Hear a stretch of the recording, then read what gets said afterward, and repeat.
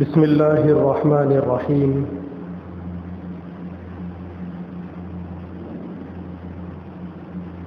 الحمد لله رب العالمين، والعاقبة للمتقين، والصلاة والسلام على سيد الأنبياء والمرسلين وعلى آله وأصحابه أجمعين ومن تبعهم بإحسان إلى يوم الدين، أما بعد، فأعوذ بالله من الشيطان الرجيم. بسم الله الرحمن الرحيم. يا أيها الذين آمنوا كتب عليكم الصيام كما كتب على الذين من قبلكم لعلكم تتقون.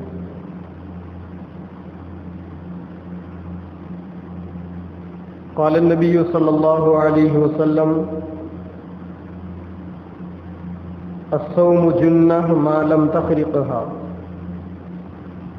وقال عليه الصلاة والسلام: من صام رمضان إيمانا واحتسابا غفر له ما تقدم من ذنبه.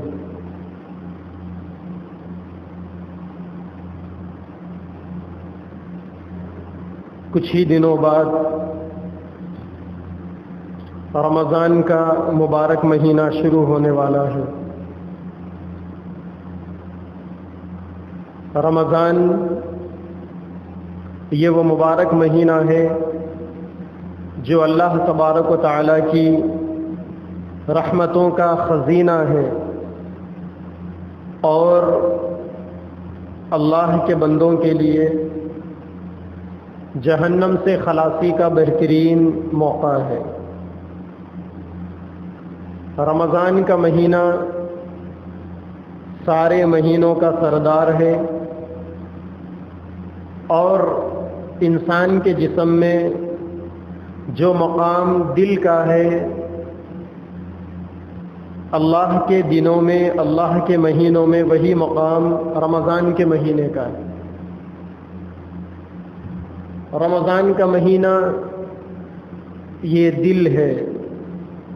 اگر انسان کا دل بگڑ جائے تو پھر ساری چیزیں بگڑ جاتی ہے، پورے جسم کا نظام خراب ہو جاتا ہے. اسی طریقے سے اگر آدمی رمضان کے مہینے کو بگاڑ لے، صحیح ترتیب پر رمضان کے مہینے کو نہ گزارے، تو پھر سارا سال آدمی کا خراب ہو جاتا ہے.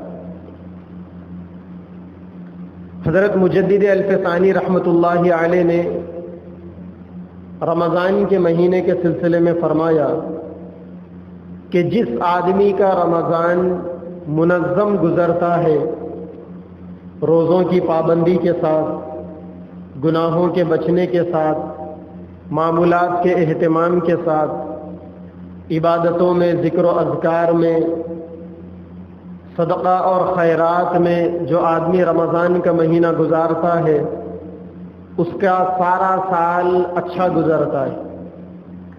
رمضان کے مہینے کے نیک اعمال کی برکات سال بھر باقی رہتی ہے. لیکن اگر کسی آدمی کے رمضان کا مہینہ منتشر گزر جائے، بے مقصد گزر جائے، غیر منظم گزر جائے، نمازوں کا اہتمام نہ ہو، روزوں کی پابندی نہ ہو، ذکر و اذکار کا کوئی منظم نظام نہ ہو، توبہ استغفار کی کمی ہو، صدقہ اور خیرات کے سلسلے میں کوتاہیاں ہوں، اگر ان ساری کمیوں کے ساتھ رمضان کا مہینہ گزارا جائے گا تو رمضان کے مہینے کی یہ نحوستیں، اعمال کی یہ کوتاہیاں پھر سال بھر آدمی کا پیچھا کرتی رہے گی. رمضان اچھا گزرے گا، سال اچھا گزرے گا، اور اگر رمضان صحیح نہ گزرے تو پھر آدمی کا سال پورا بگڑ جاتا ہے. اسی لیے رمضان کے مہینے کو غنیمت جاننا چاہیے اور رمضان کے مہینے کی اہمیت کو سمجھتے ہوئے رمضان آنے سے پہلے پہلے رمضان کی تیاری کر لینی چاہیے تاکہ آدمی رمضان کا یہ مہینہ اچھے طور پر گزار سکے۔ اللہ کے نبی صلی اللہ علیہ وسلم کی سیرت طیبہ کے حوالے سے رمضان کی بہت ہی زیادہ اہمیت ہمیں معلوم ہوتی ہے، اور اللہ کے نبی اپنی زندگی کے اندر رمضان کا بڑا اہتمام کیا کرتے تھے، رمضان سے پہلے سے رمضان کا اہتمام کرتے تھے۔ صحابہ کرام نے بھی رمضان کو بڑی اہمیت سے گزارا۔ صحابہ کے بعد بزرگان دین نے اس دور سے لے کر اس دور تک کے جتنے اللہ والے ہیں، بزرگان دین ہیں، ان کے پاس رمضان بڑے اہتمام سے گزارا جاتا ہے۔ رمضان کے ایک ایک لمحے کی قدر و قیمت کی جاتی ہے۔ رمضان چونکہ عبادتوں کا مہینہ ہے، خالص عمل کا مہینہ ہے، اسی لیے اکابر کے پاس اہتمام ہوتا ہے رمضان کے اندر اعمال کا۔ اللہ تبارک و تعالیٰ نے 11 مہینے ہمارے لیے جو دیے ہیں، ان 11 مہینوں کے اندر ہم دنیاوی مصروفیات میں اپنے آپ کو مشغول کر کر اللہ سے غافل ہو جاتے ہیں، اللہ سے دور ہو جاتے ہیں۔ اعمال کے سلسلے میں ہمارے اندر نقص پیدا ہو جاتا ہے، کمی آ جاتی ہے، انسان کی کیفیتیں بدل جاتی ہے۔ 11 مہینے انسان غفلت کے گزارتا ہے۔ ایک مہینہ اللہ تبارک و تعالیٰ نے رمضان کا عبادتوں والا، توجہ والا، اللہ سے قریب کرنے والا مہینہ اللہ نے رمضان کا بنایا۔ اسی لیے اس مہینے کی عبادتوں کے ثواب کو بھی بڑھا دیا، اور اس مہینے کے اندر اللہ نے گناہ کے جو اسباب ہیں ان اسباب کو بھی کم کر دیا۔ قرآن مجید میں اللہ تبارک و تعالیٰ نے رمضان کے روزوں کے فائدے کو بیان کیا۔ اللہ نے جتنی عبادتیں رکھی ہے، ہر عبادت کا کچھ نہ کچھ فائدہ ضرور ہے۔ قرآن مجید میں نماز کے سلسلے میں اللہ نے فرمایا ان الصلاۃ تنہی عن الفحشاء والمنکر۔ نماز کا بڑا فائدہ یہ ہے کہ نماز انسان کو بے حیائی کے کاموں سے اور بری باتوں سے روک دیتی ہے، یہ نماز کا فائدہ ہے۔ ذکر کا فائدہ یہ ہے کہ ذکر انسان کے اندر سے غفلت کو ختم کر دیتا ہے۔ علم کا فائدہ یہ ہے کہ علم انسان کے اندر سے جہالت کو ختم کر دیتا ہے۔ تو ہر عبادت کا ایک فائدہ ہے، ہر عبادت کا ایک مقصد ہے۔ رمضان کے روزوں کا فائدہ اللہ تعالیٰ نے، رمضان کے روزوں کا مقصد اللہ نے یہ فرمایا لعلکم تتقون، تاکہ تم تقوی والے بن جاؤ۔ روزے کا فائدہ تقوی والا بننا ہے۔ تقوی کسے کہتے ہیں؟ اگر سب کو سمجھ میں آنے والی بات کہی جائے، تقوی کے مطلب کو اگر آسان لفظوں میں سمجھایا جائے تو یوں کہہ سکتے ہیں کہ ہر وہ عمل جو انسان کو آخرت میں نقصان پہنچانے والا ہو، ایسے عمل سے بچنے کا نام تقوی ہے۔ ہر ایسا عمل جو آدمی کے آخرت کو نقصان پہنچائے، ہر ایسا عمل جو آدمی کے لیے آخرت میں تکلیف دینے کا ذریعہ بنے، اس عمل سے بچنے کا نام تقوی ہے۔ لہذا ایمان کے مقابلے میں کفر انسان کے آخرت میں نقصان پہنچائے گا، شرک انسان کو آخرت میں نقصان پہنچائے گا۔ لہذا کفر سے اور شرک سے بچنا یہ تقوی کا پہلا درجہ ہے۔ ایک آدمی کافر ہے، اگر اس نے آخرت کے جہنم کے عذاب سے اپنے آپ کو بچانے کے لیے اس نے کلمہ پڑھ لیا، تو اس کا مطلب یہ ہوا کہ اس نے تقوی کا پہلا اسٹیج پار کر لیا۔ اب ایک آدمی ایمان والا ہے لیکن پھر بھی گناہ پہ گناہ کر رہا ہے، کبیرہ گناہوں کے اندر اس کی زندگی ملوث ہے۔ اب یہ کبیرہ گناہ بھی انسان کو آخرت میں نقصان پہنچائیں گے۔ لہذا ایمان کے بعد گناہوں سے اپنے آپ کو بچانا یہ تقوی کا دوسرا اسٹیج ہے۔ اچھا، ایک آدمی ایسا ہے جو ایمان والا بھی ہے، کبیرہ گناہوں سے بھی وہ اپنے آپ کو بچاتا ہے، لیکن غیر ضروری کاموں کے اندر اپنے آپ کو الجھائے ہوئے ہے۔ اللہ کے نبی نے فرمایا من حسن اسلام المرء ترکہ ما لا یعنی، انسان کے اسلام کی سب سے بڑی خوبی یہ ہے کہ انسان لایانی باتوں کو، غیر ضروری کاموں کو چھوڑ دے۔ جن باتوں کے کرنے سے کوئی بڑا فائدہ نہ ہو، جن کاموں کے کرنے سے کوئی فائدہ نہ ہو، ایسے کاموں کو، ایسی باتوں کو چھوڑ دینا یہ اسلام کی خوبی ہے۔ چنانچہ ایمان کے بعد، کبیرہ گناہوں سے اپنے آپ کو بچانے کے بعد، لایانی باتوں سے اپنے آپ کو بچانا، غیر ضروری باتوں سے اپنے آپ کو بچانا، یہ تقوی کا سب سے اعلیٰ درجہ ہے۔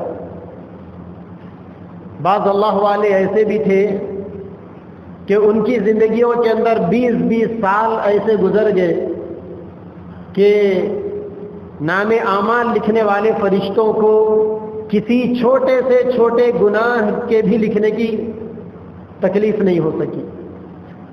انہوں نے 20 سال اپنی زندگی کے ایسے گزارے ہیں کہ جس کے اندر انہوں نے کبھی صغیرہ گناہ، جسے ہم معمولی گناہ کہتے ہیں، وہ تک انہوں نے نہیں کیا۔ ٹیپو سلطان شہید رحمت اللہ علیہ کا نام آپ نے سنا ہوگا، ہندوستان کو انگریزوں سے آزاد کرانے میں سب سے پہلے اپنی جان کی بازی دینے والے۔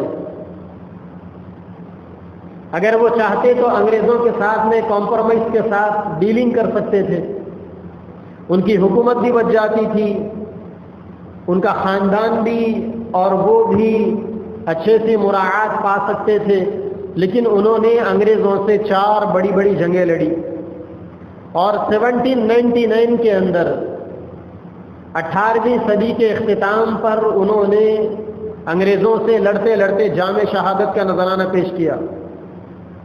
ان کے حالات کے اندر لکھا ہوا ہے کہ انہوں نے پوری زندگی کے اندر کبھی ایک بھی جملہ، فحش جملہ اپنی زبان سے ادا نہیں کیا۔ غیر ضروری جملہ انہوں نے پوری زندگی میں کبھی اپنی زبان سے نہیں نکالا۔ لگ بھگ 48 سال کی عمر تھی ان کی۔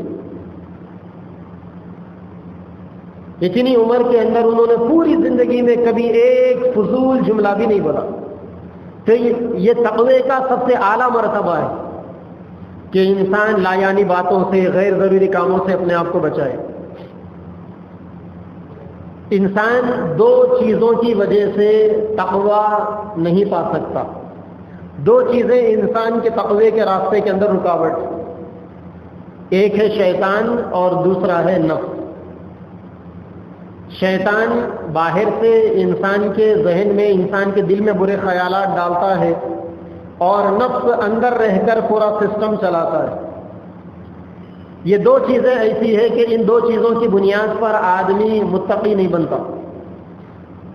اللہ تعالیٰ نے رمضان میں اپنے بندوں کو متقی بنانے کے لیے ان دونوں کو بھی اللہ نے کنٹرول میں رکھا۔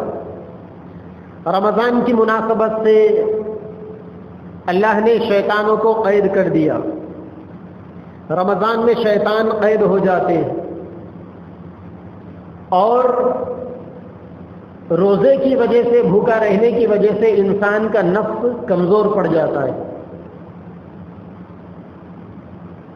اب ذہن میں سوال آ سکتا ہے کہ اگر رمضان میں شیطان قید ہوتا ہے تو پھر بہت سارے لوگ رمضان میں بھی گناہ کرتے ہیں نا؟ تو اس کا جواب یہ ہے کہ اب ان کی عادتیں خود شیطانوں کے درجے میں پہنچ چکی ہے، تو آدمی گناہ کرتا ہے۔ لیکن اتنی بات ضرور ہے کہ کوئی انسان کتنا ہی گنہگار کیوں نہ ہو، پھر بھی رمضان کے اندر اس کے گناہ کرنے کا فیصد کچھ نہ کچھ تو کم ہی ہوتا ہے۔ آزادی سے پہلے کا واقعہ ہے، اردو کے ایک بہت مشہور شاعر ہے مرزا اسد اللہ خان غالب، دلی میں رہتے تھے۔ آج کل جہاں پر مرکز نظام الدین ہے، وہاں اس کے تھوڑا سا قریب میں ان کی دیوڑی ہے، کوٹھی ہے۔ آزادی سے پہلے کی بات ہے، رمضان کا مہینہ تھا، ایک مولانا ظہر کی نماز کے بعد مرزا غالب کے گھر کے سامنے سے گزر رہے تھے۔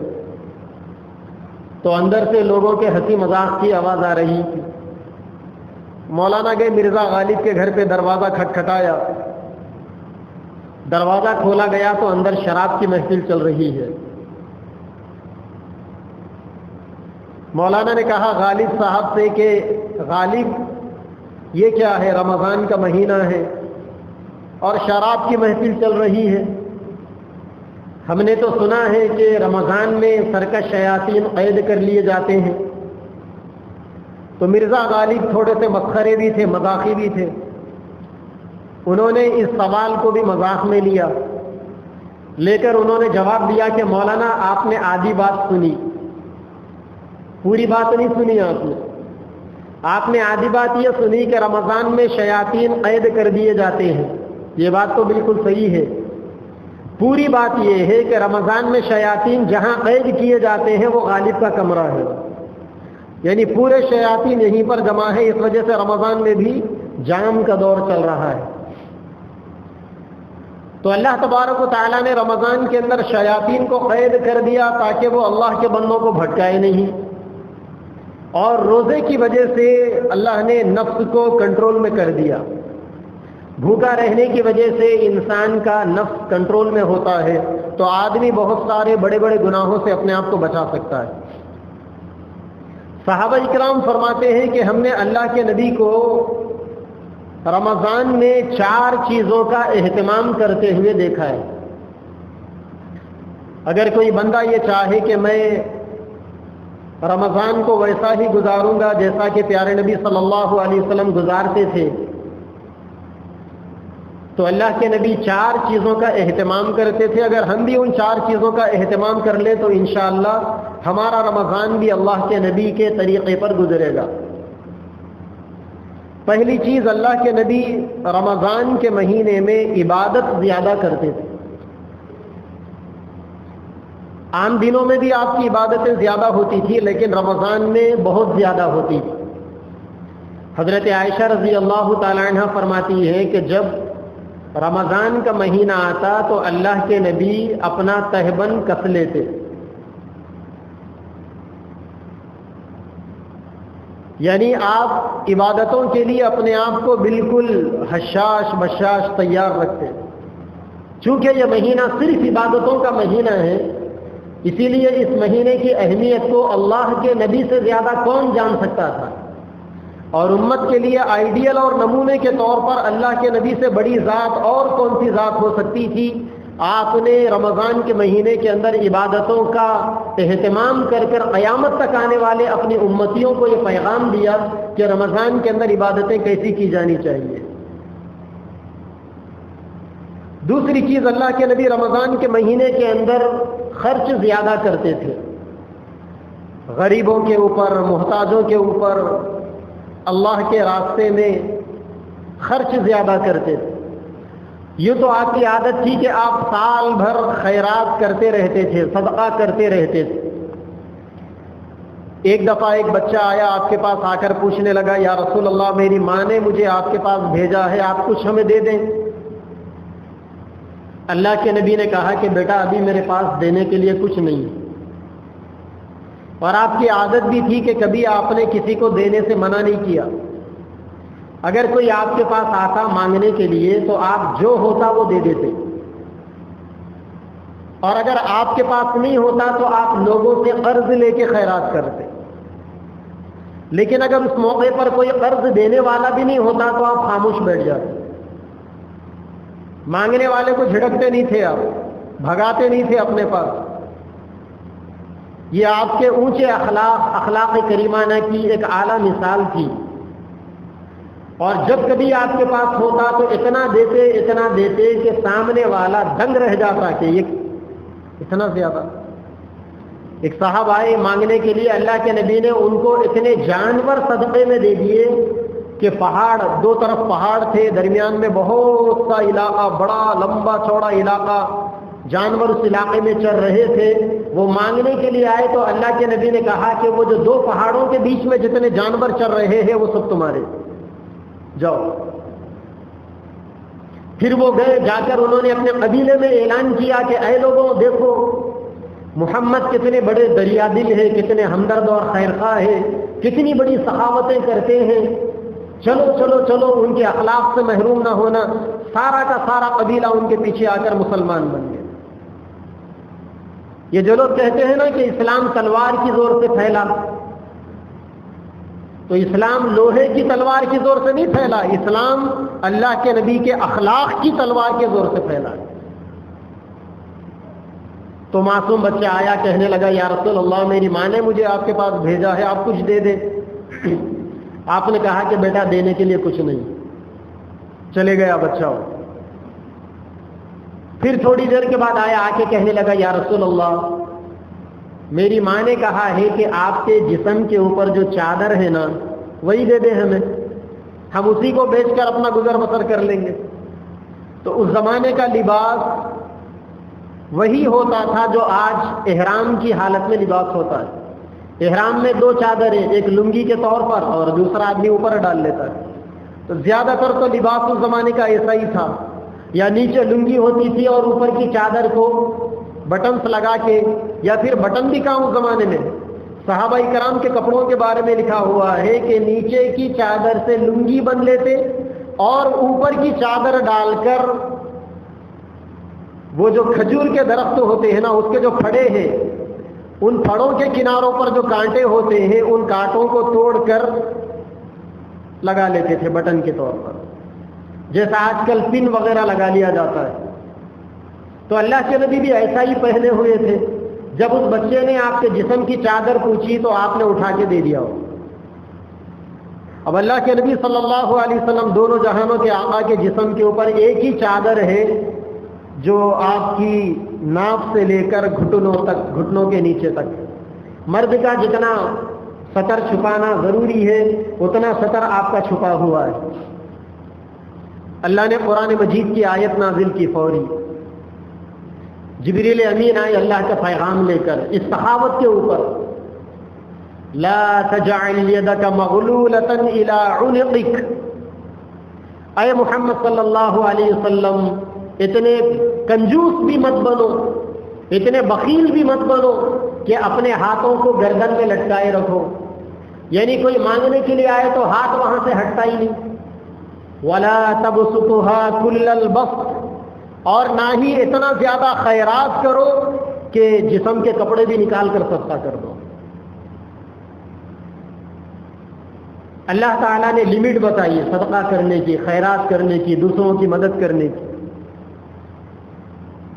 تو ایسے نبی جو جسم کی چادر بھی نکال کر خیرات کر دیتے تھے، صحابہ کرام نے فرمایا کہ رمضان کے مہینے میں حضرت عائشہ رضی اللہ عنہا فرماتی ہے اللہ کے نبی کی سخاوت کا طوفان چلتا تھا رمضان کے مہینے میں۔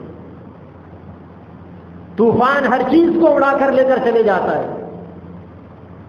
اللہ کے نبی سب کچھ قربان کر دیتے تھے رمضان کے مہینے کے اندر۔ تو ایک تو عبادتوں کی زیادتی، اور دوسرا صدقہ خیرات کی کثرت، تیسری چیز اللہ کے نبی کے رمضان کے اندر دعا کی کثرت ہوتی، دعائیں بہت مانگتے تھے آپ، کیونکہ یہ مہینہ روزے داروں کے، ایمان والوں کے دعاؤں کے قبول ہونے کا مہینہ ہے۔ ویسے تو آپ عام دنوں کے اندر بھی ساری رات مصلی پر سجدے میں پڑے ہوئے ہوتے تھے، دعا کرتے تھے۔ آپ کے رونے پر جانوروں کو رونا آتا تھا۔ وہ واقعہ مشہور ہے نا کہ ایک دفعہ اللہ کے نبی 3 دن کے لیے لوگوں کی نظروں سے غائب ہو گئے۔ صحابہ ان کو تلاش کرنے کے لیے ایک جنگل میں پہنچے، چٹیل میدان میں۔ صحابہ نے پوچھا کہ آپ نے ایک ایسے آدمی کو دیکھا ہے کیا کہ ان کی داڑھی ایسی ہے، ان کے کپڑے ایسے، علامت بتائی انہوں نے۔ اس نے کہا کہ میں نے تو نہیں دیکھا۔ پوچھا کہ یہاں پھر کسی آدمی کے گزرنے کے کوئی نشان دیکھے آپ نے؟ ریگستانی علاقہ تھا اور ریت جو ہوتی ہے وہ آٹے کے برابر ہوتی ہے، اس کے اوپر اگر آدمی چل کر بھی جائے تو قدم کے نشانات نظر آئیں گے۔ تو صحابہ نے پوچھا کہ کوئی ایسی علامت کہ جو یہ بتا دے کہ یہاں سے کوئی آدمی گزرا ہے۔ نبی کی تلاش ہو رہی تھی۔ اس نے کہا کہ میں نے تو نہیں دیکھا، البتہ اس پہاڑ کی اس گھاٹی سے 3 دن سے ایک آدمی کے رونے کی آواز آ رہی ہے، اس کے رونے کی وجہ سے میری بکریاں بھی روتی ہے اور چارہ نہیں کھاتی 3 دن سے۔ جب صحابہ نے جا کر دیکھا تو اللہ کے نبی سجدے میں پڑھ کر اپنی امت کے لیے دعا کر رہے تھے۔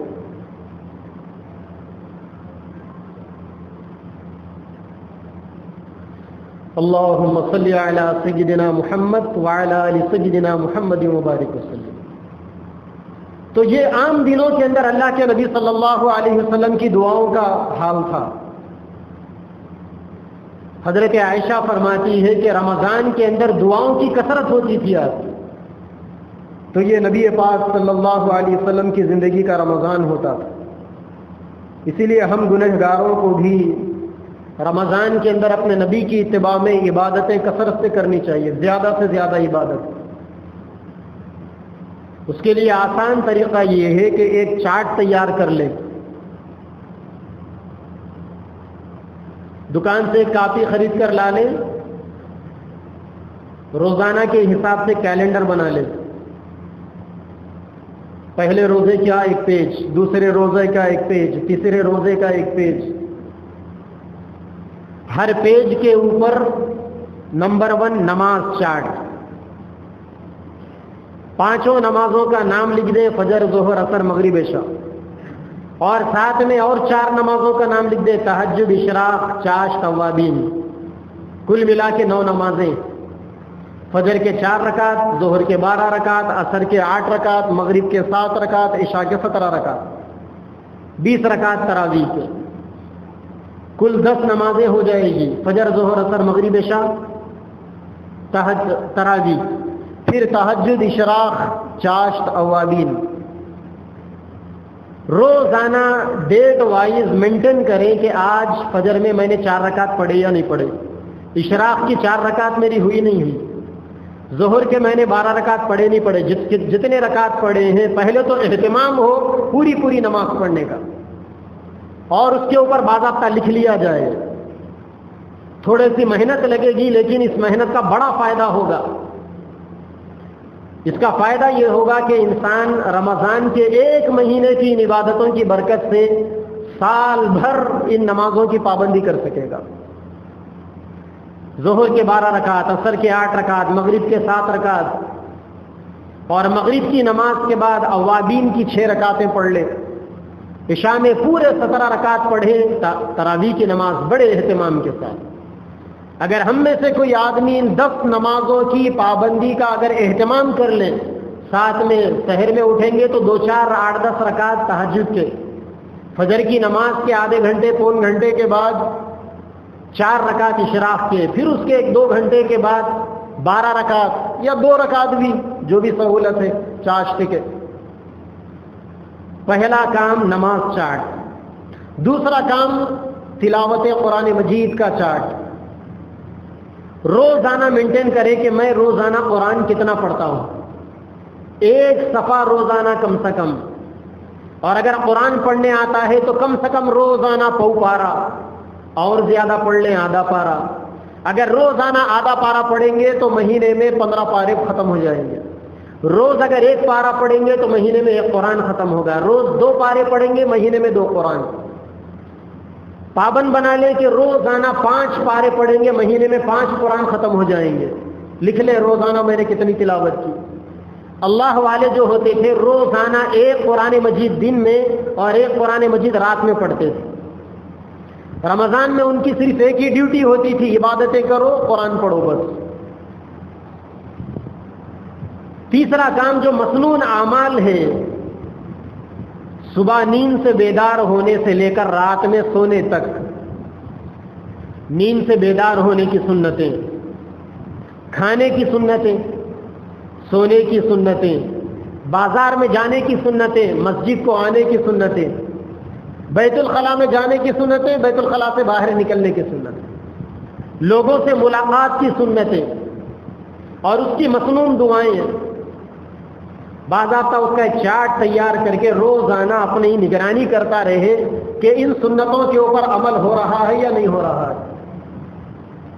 ساتھ ہی ساتھ اس چارٹ کے اندر ایک خانہ، ایک ڈبہ ذکر چارٹ کا بھی ہونا چاہیے کہ روزانہ میں کتنا ذکر کر رہا ہوں، تیسرے کلمے کی تسبیح میں روزانہ کتنی دفعہ پڑھ رہا ہوں، درود شریف روزانہ کتنا پڑھ رہا ہوں، استغفار روزانہ کتنا کر رہا ہوں، پہلے کلمے کا ورد کتنا ہو رہا ہے، سبحان اللہ و بحمدہ سبحان اللہ العظیم کی تسبیح کا ورد کتنا ہو رہا ہے،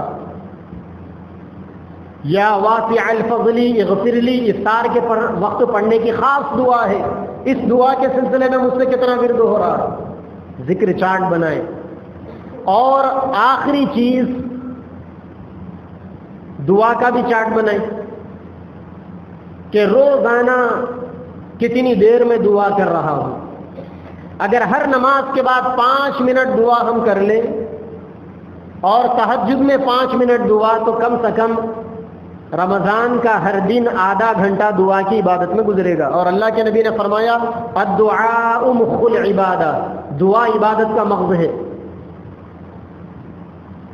آم کا سیزن ہے، عقل مند آدمی آم کے چھٹے نہیں کھاتا، مغز کھاتا ہے۔ سیتاپھل کا سیزن آئے گا، عقل مند آدمی گٹلیوں کو چاپ کر نہیں ہضم کرتا، اس کے چھلکوں کو بھی ہضم نہیں کرتا، اندر جو گودا ہے نا، جو مغز، اس کو کھاتا ہے۔ کسی عقل مند کو آپ نے دیکھا کہ وہ موز لے کر اس کے چھلکے کو نکال کر موز کو پھینک دیا، چھلکا چبا لیا؟ اگر کوئی ایسا کرے گا تو آپ اسے انسان نما جانور بولیں گے، کیونکہ انسان چھلکوں کے پیچھے نہیں پڑتا، مغز کے پیچھے پڑتا ہے۔ اور ایک ایمان والا بھی کیا کرتا ہے؟ دکھاوے کے پیچھے نہیں جاتا، ایمان والا عبادت کا جو مکھن ہے اس کے اوپر ہاتھ مارتا ہے۔ اور اللہ کے نبی نے فرمایا کہ عبادت کا مکھن دعا ہے، روزانہ تم کتنی دیر دعا کرتے ہو یہ تمہارے اوپر ڈیپینڈ ہے۔ اپنے رمضان کو قیمتی بنانے کے لیے یہ 5 چیزوں کا چارٹ، سب سے پہلے نماز کا چارٹ، دوسرے قرآن کی تلاوت کا چارٹ، تیسرے مسنون دعاؤں کا چارٹ، چوتھے ذکر کا چارٹ، اور 5ویں دعاؤں کے مانگنے کا چارٹ۔ ساتھ ہی ساتھ رمضان میں جو کرنے کا کام ہے، ایک تو رمضان کا ادب ہو۔ یہ مہینہ اللہ تبارک و تعالیٰ خوش نصیب انسانوں کو عطا کرتے ہیں۔ ابھی 4-5 دن باقی ہے، نہیں معلوم کہ کون زندہ رہے گا کون مرے گا۔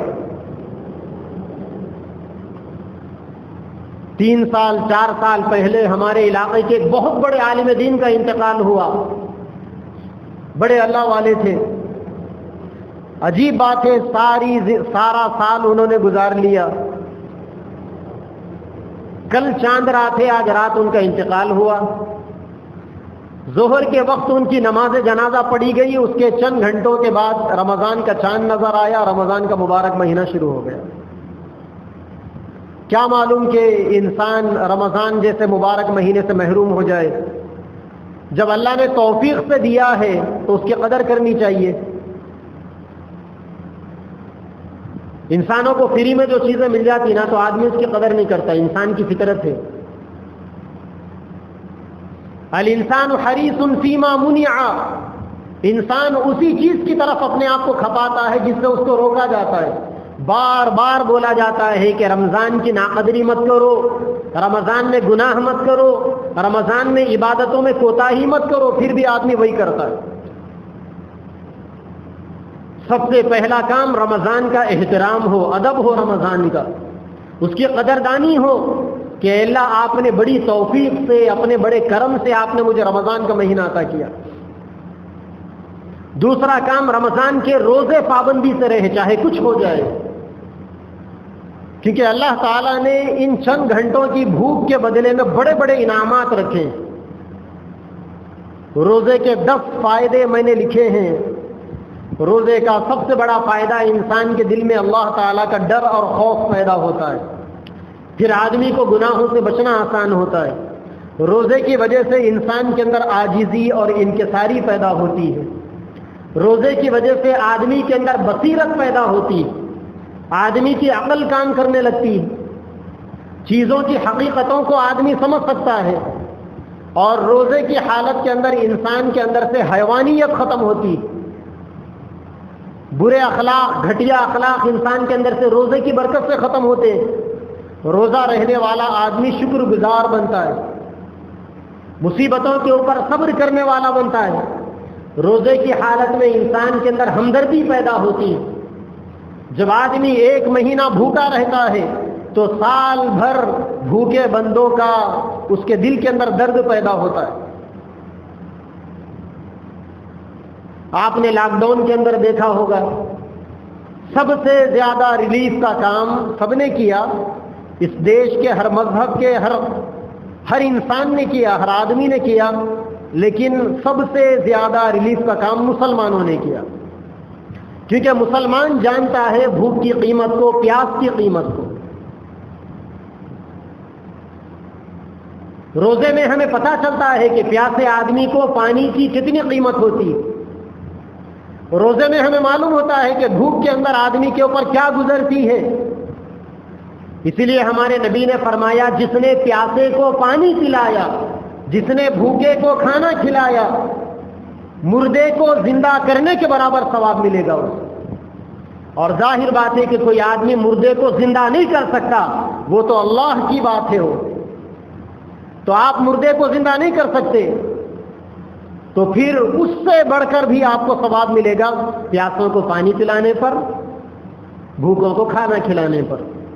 اور یہ کیفیت آدمی کے اندر، دوسروں کا دکھ درد تکلیف آدمی کے اندر تکلیف کا احساس پیدا ہوتا ہے روزے کی برکت سے. روزے کی وجہ سے انسان کا جسم بھی تندرست ہوتا ہے اور آدمی کی روحانیت بھی مضبوط ہوتی ہے. آپ دیکھیں عام دنوں کے اندر 2-4 رکعت میں آدمی تھک جاتا ہے، لیکن رمضان میں آدمی بڑے شوق سے تراویح کی نماز پڑھتا ہے 20 رکعت. کوئی شبینہ پڑھ رہے ہیں شوق سے. عام دنوں میں تو عشاء کی نماز میں تھک گئے 5 منٹ 7 منٹ کی نماز میں، اور رمضان کے اندر 20 رکعت تراویح. عام دنوں میں 5 منٹ مسجد میں دل نہیں لگتا، رمضان میں 10 دن اللہ تعالیٰ کے لیے پڑے ہوئے ہیں مسجد میں آ کر اعتکاف کی حالت میں. تو پتا چلا کہ روزے کی برکت سے آپ کے اندر آپ کی روحانیت مضبوط ہوئی، اور جسم تو ویسے ہی مضبوط ہوتا ہے روزے کی حالت میں. کیونکہ آج کی میڈیکل سائنس نے واضح کر دیا کہ انسان جب بھوکا رہتا ہے تو انسان کے جسم کے اندر وہ جو کیڑے ہیں کھانے کو ہضم کرنے والے، بھوک کے اندر جب معدے کے اندر کوئی چیز ان کیڑوں کو ہضم کرنے کے لیے نہیں ملتی، تو اب انسان کی باڈی کے اندر جو گندا خون ہے، جو جسم کے اندر کینسر کے جراثیم ہیں، اب وہ کیڑے ان جراثیم کو، اس گندے خون کو ہضم کرنا شروع کرتے ہیں. شوگر کا سب سے بہترین علاج روزہ ہے. شوگر کے اندر انسان کا خون گاڑھا ہو جاتا ہے، اور روزے کی وجہ سے انسان کی باڈی ہیٹ ہوتی ہے. جب انسان کی باڈی ہیٹ ہوتی ہے تو پھر انسان کا خون خود بخود پتلا ہونا شروع ہو جاتا ہے. اگر کسی آدمی کو باڈی کے اندر بلڈ کولیسٹرول ہو، اور کسی آدمی کو ٹی ڈی ایل کی اگر بیماری، ایل ڈی ایل کی اگر بیماری ہو، جس کے اندر خون پتلا کرنے کی گولیاں ڈاکٹر دیتے ہیں، وہ کچھ کرنے کی ضرورت نہیں ہے. آپ پابندی سے روزے رکھیے، پھر دیکھیے کیا کمال. بغیر کسی دوا کے ٹریٹمنٹ ہو جائے گا. روزے کی حالت کے اندر آدمی کے دل میں اللہ کی محبت پیدا ہوتی، اور روزے کا سب سے بڑا فائدہ یہ ہے کہ آدمی کے اندر ہمت آتی، حوصلہ آتا ہے، آدمی کے اندر سے بزدلی ختم ہوتی. اللہ کے نبی نے فرمایا کہ ایک ایمان والے کے دل کے اندر بزدلی آ ہی نہیں سکتی. جس دل کے اندر ایمان ہوگا اس دل کے اندر سامنے والے کا ڈر نہیں ہوگا، بزدلی نہیں ہوگی. اور جس دل کے اندر بزدلی ہوگی اس دل کے اندر ایمان نہیں ہوگا. روزے کا بڑا فائدہ یہ ہے کہ آدمی کے دل کے اندر سے بزدلی ختم ہو جاتی. یعنی دوسرا مطلب یہ سمجھ میں آیا کہ روزے کی حالت کے اندر آدمی میں ایمان پیدا ہو جاتا ہے. یہی وجہ ہے کہ آپ دیکھیں گے اللہ کے نبی کی زندگی میں صحابہ کرام نے جتنی جنگیں لڑی ہے اس میں زیادہ سے زیادہ جنگیں روزے کی حالت میں لڑی گئی. کوئی آدمی سوال کر سکتا ہے کہ صاحب روزے کی حالت میں بھوکا رہ کر آدمی کمزور ہو جاتا ہے، جنگ کیسے لڑی گئی؟ اسلام کی جو سب سے پہلی جنگ ہے، کتنی ٹف تھی وہ جنگ، جنگ بدر 17 رمضان کو لڑی گئی۔ 17 رمضان کا مطلب 17 روزے گزر گئے، اور وہاں تک پہنچنے کے لیے 5 دن پیدل سفر کرنا پڑا، اور وہاں کی گرمی جو 45 پلس 50 پلس ڈگری ہوتی ہے، یہاں تو ابھی 40 نہیں ہو گئی، حالت جواب دینے لگے ہمارے۔ تو اندازہ کرو کہ کتنی کمزوری آ گئی ہوگی۔ لیکن روزہ انسان کو جسمانی اعتبار سے بھی طاقتور بناتا ہے اور روحانی اعتبار سے بھی طاقتور بناتا ہے۔ تو ان چیزوں کا اہتمام رمضان کے آنے سے پہلے، ابھی موقع ہے ہمارے پاس رمضان کو قیمتی بنانے کا۔ یہ سارے کام ہم رمضان میں کریں گے تو انشاءاللہ اس کا اثر سال بھر باقی رہے گا۔ اور شارٹ انداز میں اگر میں آپ کو بتاؤں، رمضان کو اچھے سے اچھا گزارنے کے لیے تو سن لیں، آپ کے روزانہ کے استعمال کے جتنی بھی چیزیں ہیں، آپ رمضان باسکٹ کے نام سے ان ساری چیزوں کو ایک جگہ رکھ دیں۔ آپ روزانہ نیند سے بیدار ہوتے ہی مسواک کریں گے، برش کریں گے، آپ کا پیسٹ اور برش ایک جگہ ہونا چاہیے، آپ کے رمضان بھر کے کپڑے ایک جگہ ہونا چاہیے۔ آپ کچھ ایسا شیڈول بنائے اپنا کہ رمضان کے اندر آپ کو نہانے میں تو وقت لگانا پڑے، لیکن کپڑے دھونے میں آپ کو وقت لگانا نہ پڑے۔ اگر آپ سال بھر خود کپڑے دھوتے ہو، تھوڑا سا برداشت کر لیں، رمضان میں بازو میں ڈال دیں یا پھر دھوبی کے پاس ڈال دیں، کیونکہ وہ جو وقت وہاں جا رہا ہے نا، اس وقت کی بچت کر کر آپ عبادت میں اس کو لگائیں۔ رمضان میں آپ خریدی کریں گے گھر کے سامان کی، راشن کی، رمضان سے پہلے ہی راشن ڈال لیں گھر میں۔ بقیہ ترکاری وغیرہ کے لیے، افطاری کے لیے تو روزانہ وقت دینا پڑے گا۔ سب سے بہترین طریقہ یہ ہے کہ کھجور ابھی لا کر گھروں میں رکھ لیں، گھر والوں کو بھی کہہ دیں کہ سارا رمضان ہم اللہ کے نبی کی سنت کے مطابق صرف کھجور پر افطار کریں گے، ورنہ وہ افطاری خریدی کی چکر کے اندر گھنٹہ پون گھنٹہ برباد۔ اور بہتر ہے کہ رمضان میں جب عصر کی نماز کے لیے آئے، ایک کھجور کاغذ میں لپٹ کر جیب میں رکھ کر ساتھ میں لا لیں، عصر کی نماز کے بعد وہیں بیٹھ جائیں اعتکاف کی نیت سے، مغرب تک کا اعتکاف۔ اب اس میں آپ قرآن کی تلاوت کر لیں، ذکر و اذکار کر لیں، دعائیں مانگ لیں، جب سحرن بجے تو ایک کھجور کھا لیں، مغرب کے بعد جا کر کھائیے، آپ جو کھانا ہے وہ کھائیے۔ روزانہ آپ کو 1 گھنٹہ کم از کم اعتکاف کا ثواب بھی ملے گا۔ اس طریقے سے اگر آپ پورا رمضان بھر کریں گے تو 30 گھنٹے آپ کو اعتکاف کا ثواب ملے گا، سیدھا 1.25 دن مکمل آپ کا صرف روزانہ 1 گھنٹہ نکالنے سے اعتکاف میں گزر گیا۔ دعا کی دعا ہو گئی، تلاوت کی تلاوت ہو گئی، ذکر کا ذکر ہو گیا۔ رمضان کے اندر ایک چھوٹا سا غلہ بنا لیں، منگل کے دن جائے بازار میں غلہ سا خرید کر لا لیں، اور رمضان میں معمول بنائیں، اپنا بھی، بچوں کا بھی، بیوی کا بھی، گھر میں جتنے افراد خاندان ہیں ان سے کہہ دیں کہ روزانہ صدقہ کر دینا، بھلے ہی 1 روپیہ کیوں نہ ہو، گھر میں چلر رکھ دیں، اپنی حیثیت سے روزانہ آپ بھی صدقہ کریں، بچے بھی کریں۔ اس کے 2 فائدے، ایک تو اللہ کے نبی نے فرمایا رمضان میں 1 روپیہ صدقہ 1 لاکھ روپے کے برابر۔ آپ روز 10 روپے ڈالیں، مہینے میں صرف 30 روپے جائیں گے، وہ 300 روپے جائیں گے، اور آپ کو ثواب کتنا ملے گا؟ کئی لاکھ نیکیوں کا ثواب، کئی لاکھ صدقہ کرنے کا ثواب۔ اور جب رمضان ختم پہ ہو، وہ غلہ کھولیں، خاندان میں، محلے میں، اپنے قریب میں جو مستحق ہے، بیوہ ہے، یتیم ہے، مجبور ہے، لاچار ہے، بے سہارا ہے، کوئی مسافر ہے، کوئی پریشان حال ہے، صدقہ کر دیں انہیں۔ اور رمضان میں جو سب سے بڑا کام ہے وہ حلال غذا کا احترام کرنا، حلال غذا کا اہتمام، کیونکہ انسان اگر روزہ رکھے اور سحر کے اندر، افطار کے اندر حلال غذا کا اہتمام نہ کرے تو پھر یہ 14.5-15 گھنٹے کا روزہ انسان کو کوئی فائدہ نہیں دے گا۔ اللہ تبارک و تعالیٰ سے دعا ہے کہ اللہ تبارک و تعالیٰ ہم سب کے رمضان کو کامل و مکمل بنانے کی توفیق عطا فرمائے۔